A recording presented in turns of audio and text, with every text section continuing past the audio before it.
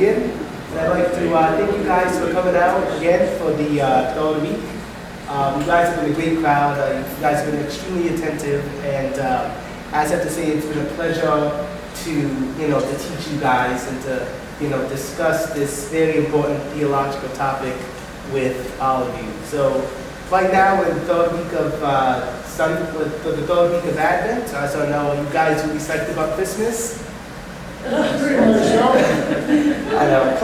I'm going to throw another Father Fleming. Are you guys excited about Christmas? It's Amen.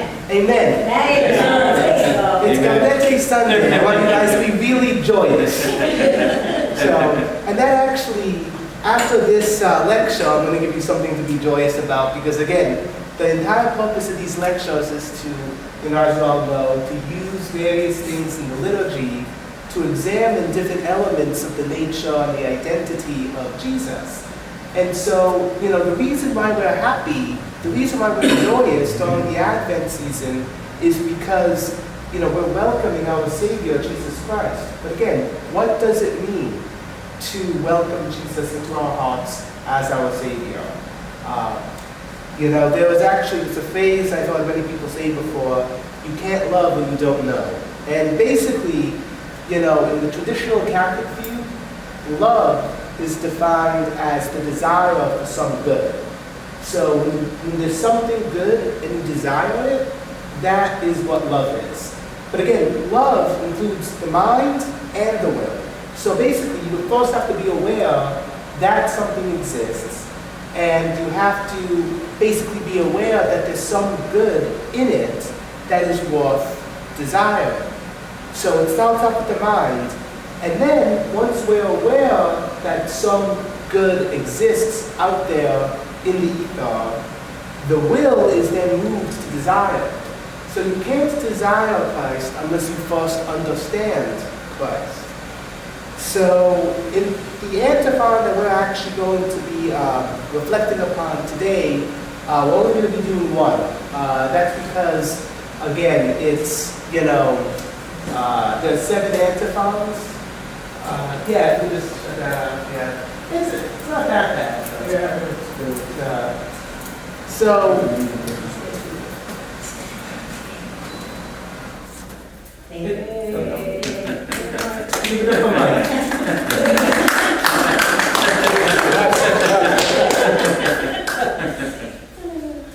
So what would you do without you? So there's 7 antiphons, and so the way in which we're going to divide this up is going to, by definition, be a little weird. But so today's lecture is actually going to be a little bit shorter, and we're only going to focus on one antiphon.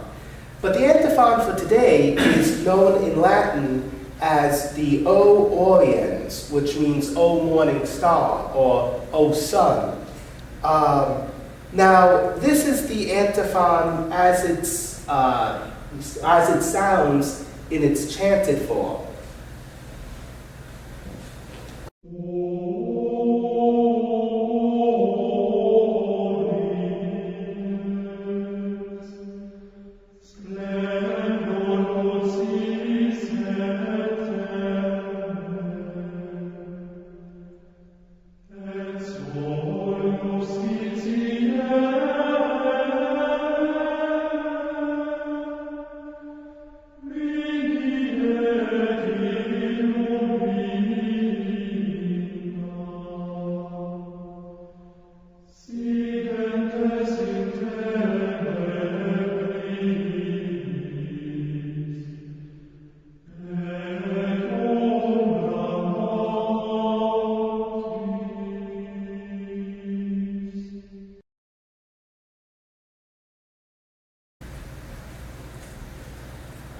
So again, I also hope you guys are really appreciating the beauty of these antiphons, both intellectually but also viscerally, These antiphons are truly, when considered in themselves, works of art. And, they have, as such, they have the potential to move both the mind and the heart.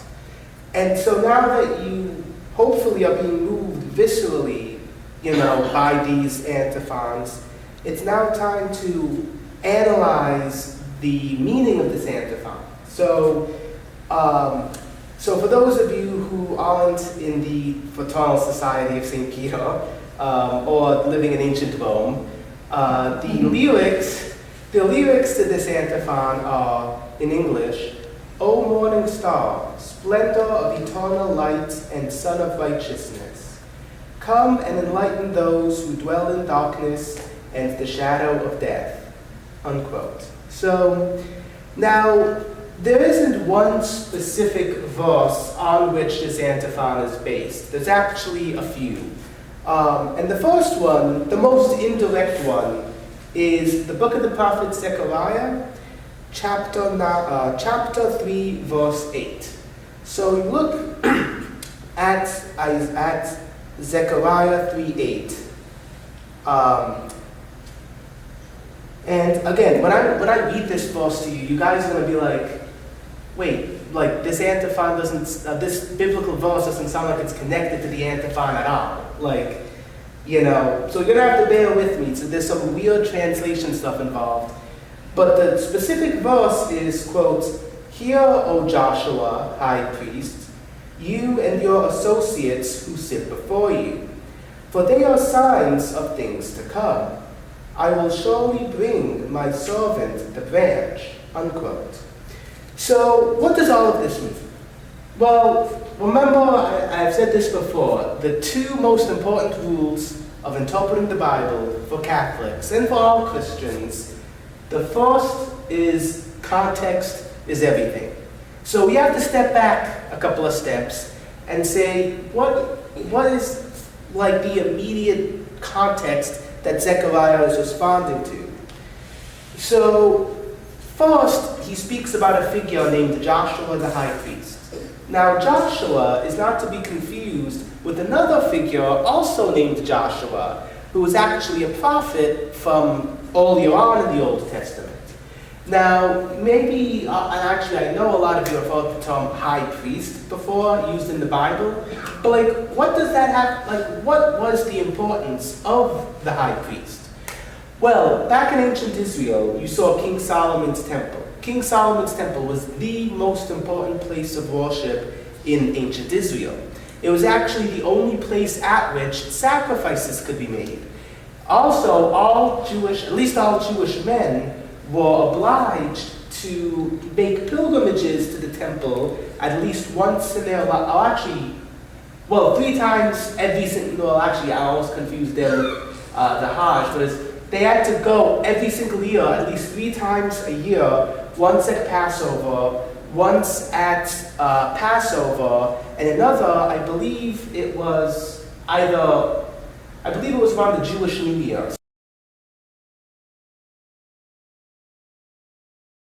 So there was at least 3 times over the course of the year that all Jewish men had to make pilgrimages to the temple in Jerusalem. And the main Jewish religious leader who ran the temple was the high priest. And that was an hereditary position, passed on from father to child. Now, it was also at the temple that the Ark of the Covenant was kept. So the Ark of the Covenant, which contained the 10 Commandments and the bread that came down from heaven and all various items from the Exodus. And it was thus seen as a sign of God's continual, or one of the signs in ancient Israel, of God's continuing presence among his people. And as a result, the Ark of the Covenant was seen as the most sacred object for the ancient Jews. And it had to be kept in the innermost part of the temple. And so even now, eventually, what happened, as an interesting side note, we're not entirely sure what happened to the Ark of the Covenant, but there are some sources that say that it's actually kept in a church over in Ethiopia, and even then, even though they're Christian, they still don't let the average everyday person in there, and in the church where it's kept, and there's actually one lone monk who day in and day out offers prayers before the Ark of the Covenant. So again, that's how important it was.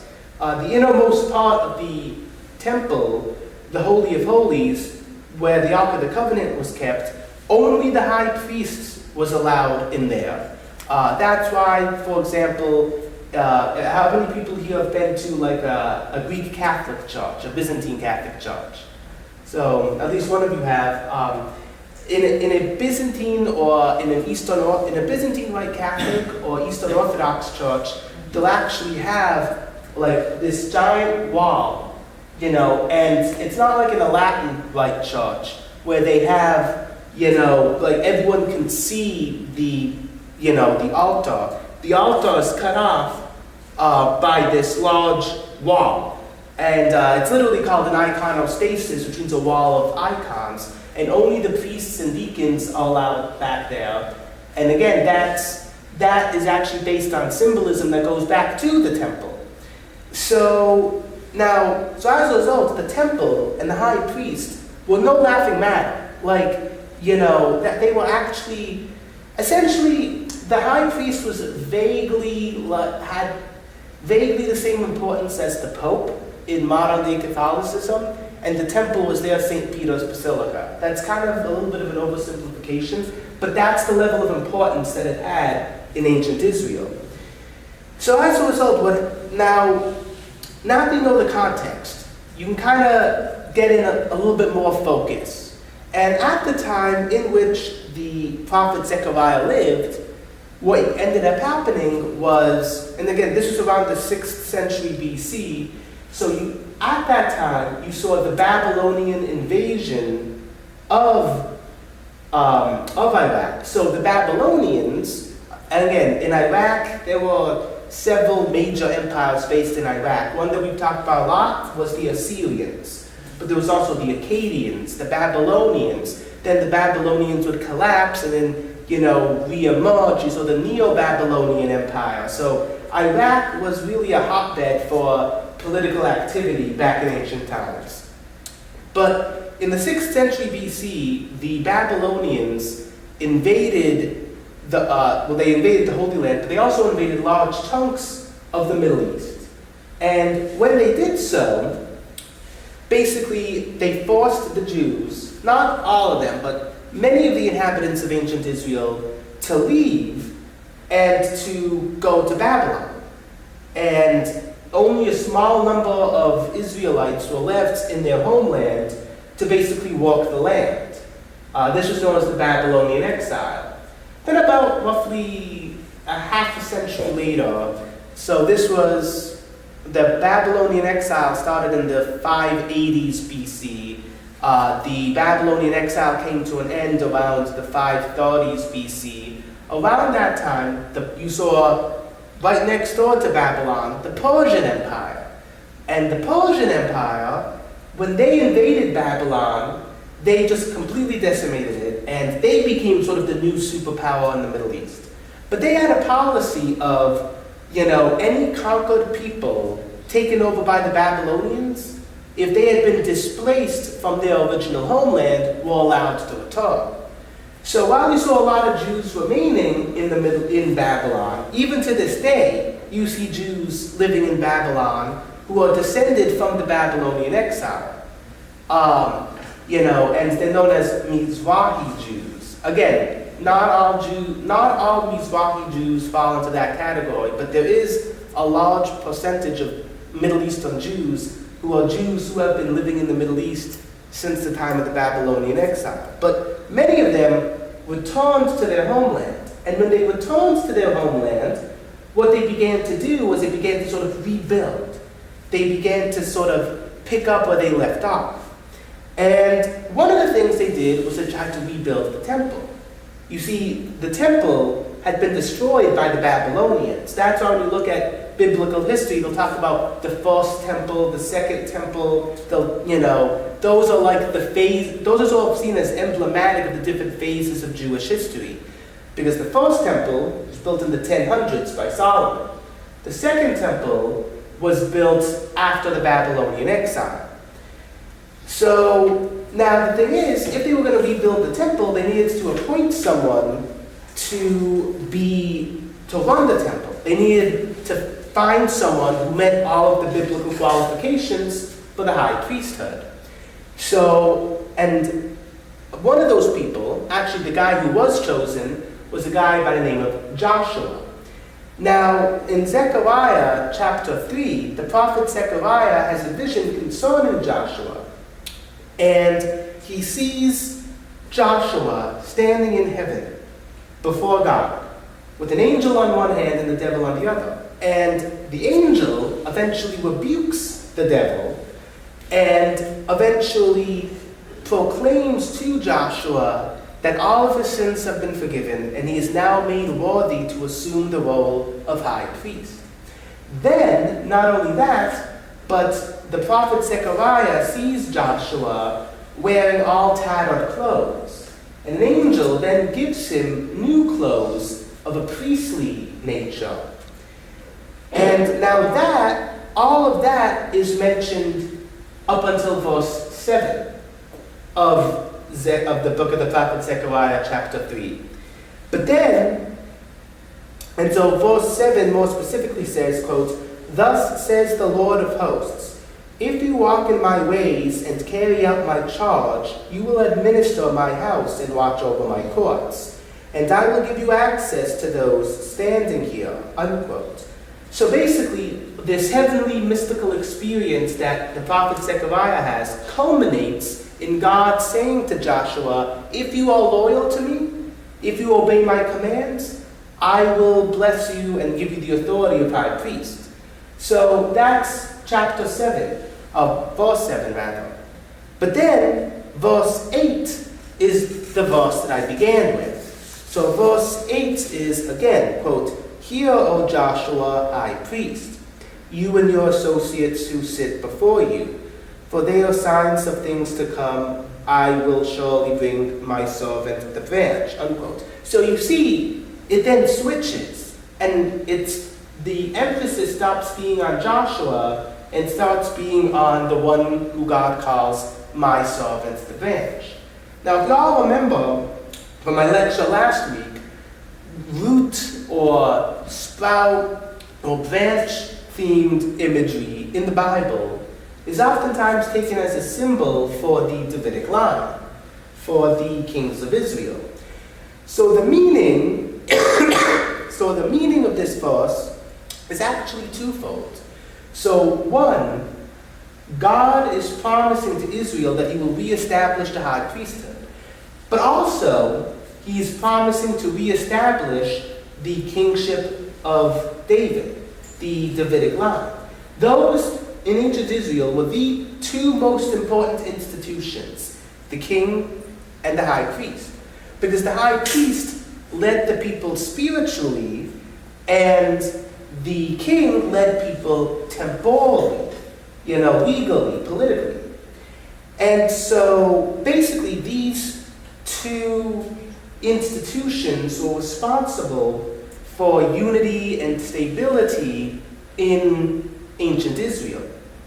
Basically, if ancient Israel repented of their sins, God would bless them by giving them the gift of being able to worship him rightly.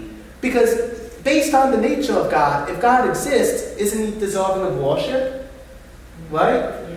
So, but wouldn't it be kind of cruel of God to command us to worship him, but not tell us how he wants us to worship him? Right? And in the Bible, in the Old Testament, it has these very complicated rules about how the people of Israel were to worship. And a lot of those rules could only be carried out by a priest. So imagine if there were no priests. Imagine if Father Fleming just poof didn't exist. And then all of the other priests of the world didn't exist. Who would give you the sacraments? Who would give you, Eucharist? Who would baptize? Who would give you last rites? Who would hear confession? So basically, God reestablishing the priesthood is a sign of God's blessing among the people. And God reestablishing the kingdom, the king, was also a sign of God's blessing. Because again, as I said in previous lectures, God's promises to David were sort of like a microcosm of God's promises to Israel in general. But what does this have to do with the general theme for this week's Antiphon? Well, there's really there's something really weird, because when you look at verse 8, it says, my servant, the branch. The term used here for branch in Hebrew is semak. Now, just follow me. This is actually, it's the kind of thing that you're like, oh shit, I have to listen to 3 different layers of, him explaining 5 different words. But no, actually, it's simultaneously a lot more simple, but a lot easier. I know, sorry. So, semak in Hebrew meant sprout, or growth, or branch.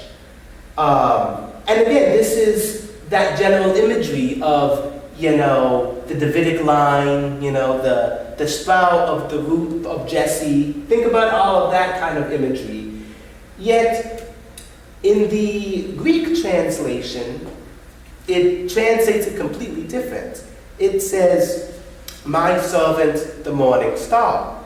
It's so, for some reason, and we're not entirely sure why, but the Hebrew term semak was rendered as Anatole in Greek. And Anatole means morning star, rising star, sun. So we're not entirely sure why that is. Some biblical scholars say it actually was a mistake. Just among ancient biblical scholars, it was just like like they misread the text and accidentally put the wrong word. Some people say it was intentional. Some of the words used in this text in the original Hebrew, in other Old Testament texts, are used in conjunction with other light-based images. And so some people say, hey, in a vague sort of sense, there's this parallel between this text and other texts. So if we translate it this other way, with light-based imagery, it makes a lot more sense. Some people say that, now this is a really weird thing about a lot of Middle Eastern languages, including Hebrew, is they don't actually use vowels. There's this thing called consonant stems, where they only write the consonants of a word. And there may be a few different words that have the same consonant stems. So maybe one consonant stem that represents several different words. In Hebrew, the consonant stem for branch and the one for star are not the same. But in other Hebrew languages, or rather other Semitic languages, so like Syriac, Arabic, Ugaritic, languages like that, as well as in some later dialects of Hebrew, they do have the same consonant stem. So some people say that that's the reason for this translation. But the thing is, this particular text, like I said at the beginning, is only like a vague basis or inspiration. There's a more direct one, and that's the book of the prophet Isaiah, chapter 9, verse 1. So, and again, there's so many biblical verses out there that you all know, but you don't always know that you know. Again, John 1, Isaiah 7:14. There's just John 3:16. And Isaiah 9:1 is actually one of them. So Isaiah 9:1 says, quotes, the people, I'm sorry, I haven't oh, sure.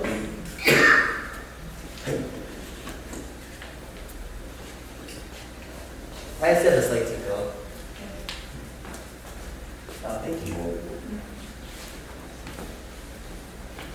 So, Isaiah 9:1 says, quote, the people who have walked in darkness have seen a great light. Upon those who have lived in the land of gloom, a light has shone.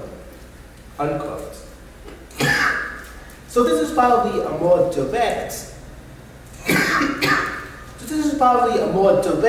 inspiration for this antiphon.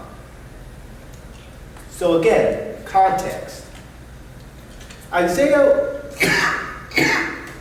Isaiah was actually writing in the 700s BC. And if you remember from one of my earlier lectures, what was going on at that time? So this was before the Babylonians. You saw the Assyrians. And the Assyrians were expanding at a rapid rate throughout the Middle East. And if you remember, Israel divided up into two separate kingdoms, the northern kingdom and the southern kingdom. And eventually Assyria invaded and made a province of itself, the northern kingdom of Israel. And it was to that Isaiah was actually responding.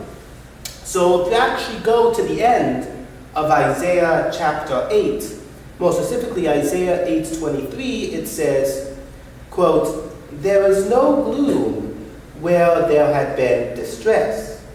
Where once he degraded the land of Zebulun and the land of Naphtali, now he has glorified the way of the sea, the land across the Jordan, Galilee of the nations," unquote. So, if you probably all remember, the people of Israel were divided up into 12 smaller tribes. And 10 of the 12 broke away and formed the northern kingdom. And 2 of the tribal territories in the northern kingdom were Naphtali and Zebulun. So basically what Isaiah is saying is that, God allowed Assyria to invade the northern kingdom as a punishment for their sin. But since they have repented, their period of suffering is about to come to an end. Basically, the light of God's mercy is about to shine upon them. And so in both Isaiah chapter 9 verse 1 as well as in Zechariah 3:8, if you want to go with the more Greek translation, is basically, though even in the Hebrew translation this is still, relatively clear, basically the main theme is God is going to restore the people of Israel after a period of turbulence and after a period of oppression. And in Isaiah 9:1, as well as in the Greek translation of Zechariah 3:8, what you see is God's love and God's mercy coming upon the people of Israel is represented by the figure of light. So in Isaiah 9:1, he basically says the northern kingdom dwelt in darkness. Darkness represents, obviously, sin. But then they have seen a great light. The mercy of God has come upon them. They have been brought to the point of repentance, and now they can be open to God's plan.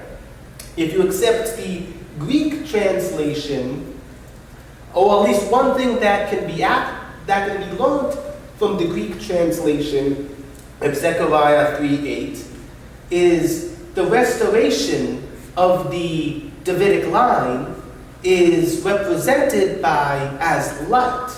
So again, this is one way in which God's light shines in and through humanity, is through the restoration of the kingly line.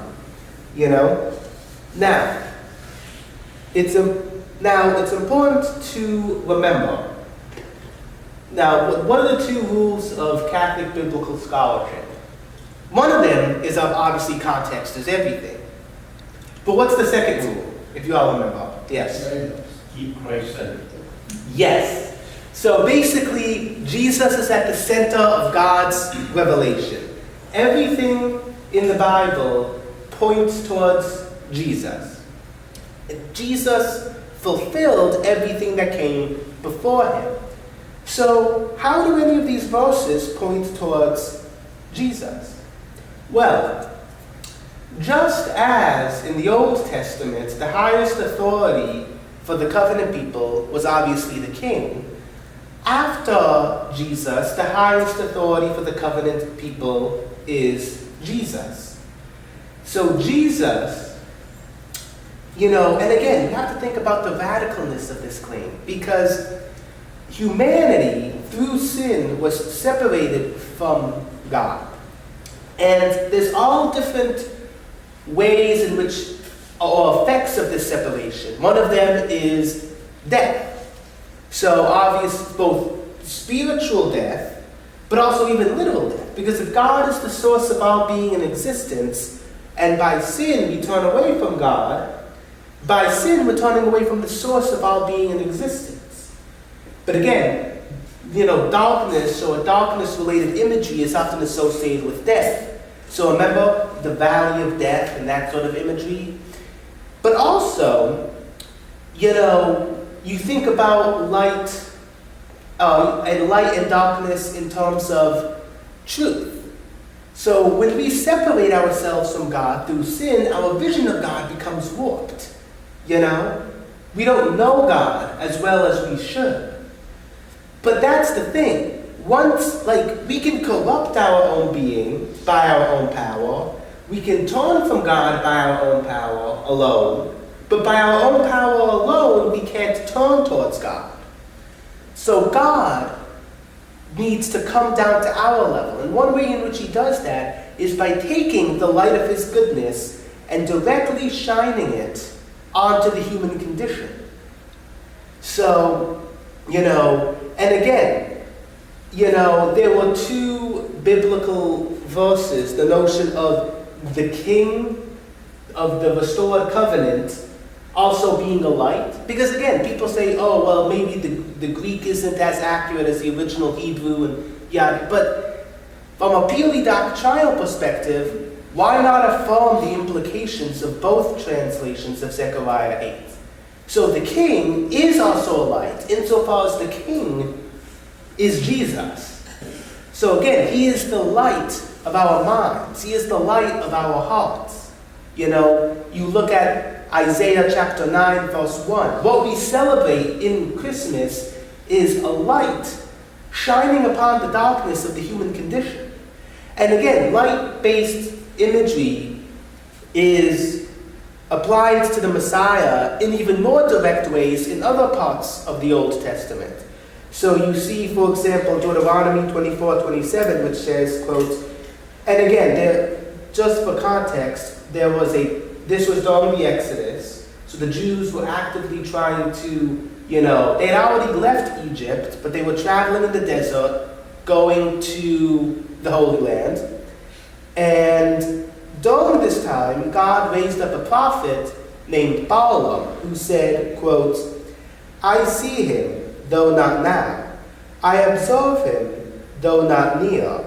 A star shall advance from Jacob, and a scepter shall rise from Israel, unquote. So a lot of biblical scholars, they debate who the object of this prophecy is, but a lot of biblical scholars, both Jewish and Christian, agree that this is the Messiah. So again, the Messiah is described as a star. And again, in the New Testament, you see this in the Gospel of John. So John chapter 1, verses 3 through 5, quote, what came to be through him, referring to Jesus, was life. And this life was the light of the human race. The light shines in the darkness, and the darkness has not overcome it, unquote. So God is the source of life and truth. But through sin, humanity becomes alienated from this divine life and from this divine truth.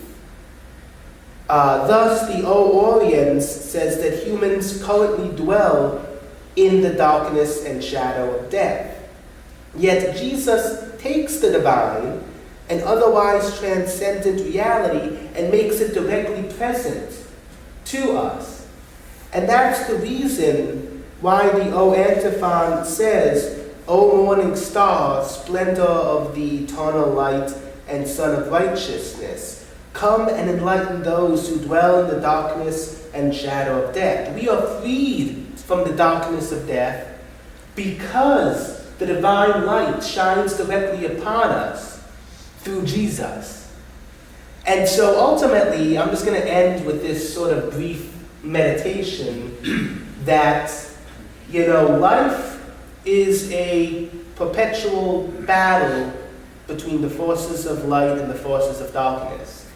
And humanity, being created by God, is by definition good, because everything created by God is by definition good.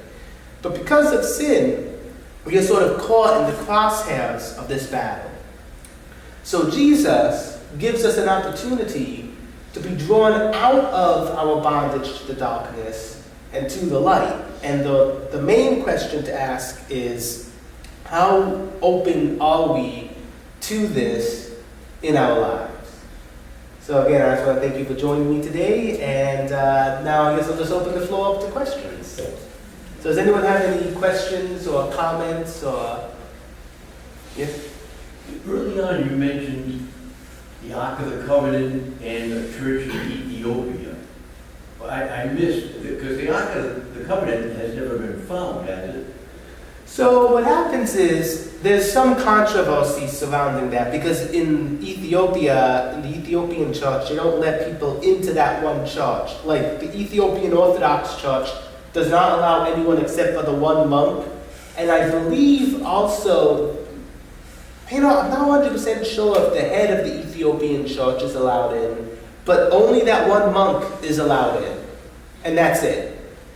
And so it could be there, it may not be, but there's no way to independently verify that.